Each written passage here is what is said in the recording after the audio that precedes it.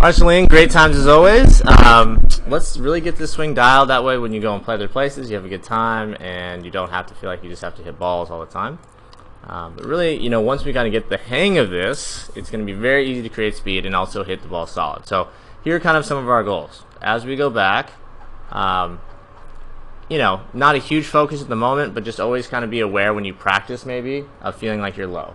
Doesn't mean you have to think about that necessarily when you hit, but when you're practicing, especially when you're not hitting a ball, I should say, when you're practicing not hitting a ball, it's easy to have more than one thought. Our number one thing we're trying to dial in is how we start this downswing. And so what happens sometimes when we start down is that I think we get a lot of tension in that right hand, and everything works what's called very out, and that right arm works almost above this arm. And what you're going to see with the best ball strikers is usually that right elbow is going to work very underneath, so it's really going to kind of peek out.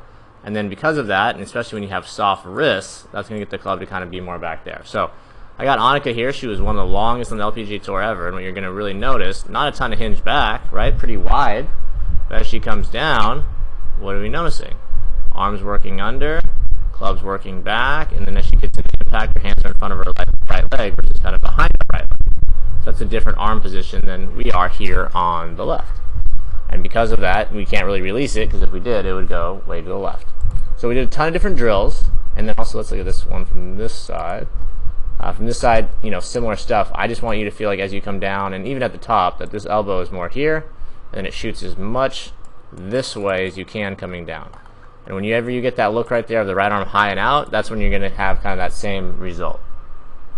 So we want at this point that right arm to be kind of low and underneath. I'll give you a quick little visual of someone else doing that so you can kind of see it. This is a good little feel for most. So check this out. This is your down the line of Boo Weekly, but watch his arms. So where did his arm go? It went forward and down. And when we start down, our arm goes kind of out and high. So that's just the difference between how his left elbow and right elbow are at an angle, and now let's say here it's almost like you're this way with your elbows. And he releases it a lot. So that's kind of our main concept and goal. The more your hands go left through the ball, the more you're going to hit on the toe. So if I drew a box around your hands halfway down, you're going to see that these hands are going pretty left. That's why you kind of get a little bit of a peak there. But let's take a look at what we did on the after, because I thought we did a good job with all this stuff. And what we're really trying to feel here, I'll actually even do a couple of there we go,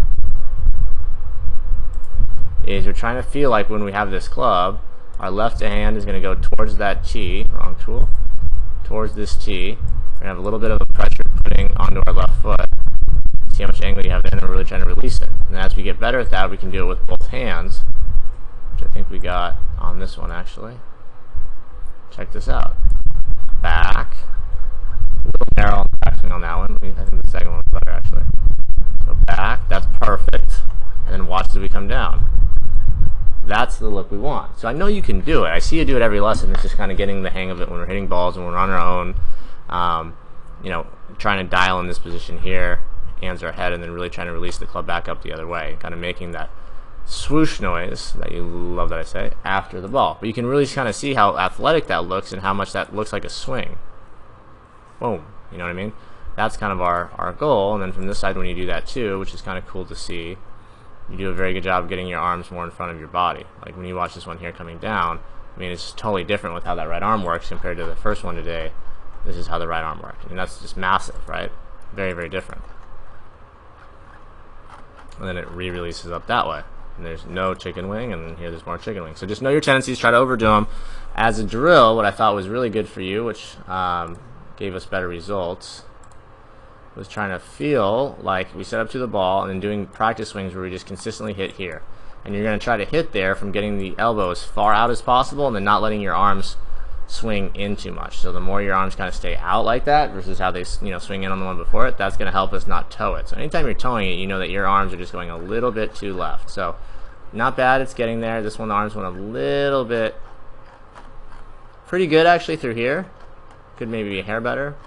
But coming down, I'd still just like to see that elbow a little more under and forward. So work that stuff. Speed will come along, no problem. And with the rest of your athleticism and whatnot, the distance should be not even just the same as others, but a lot better than others.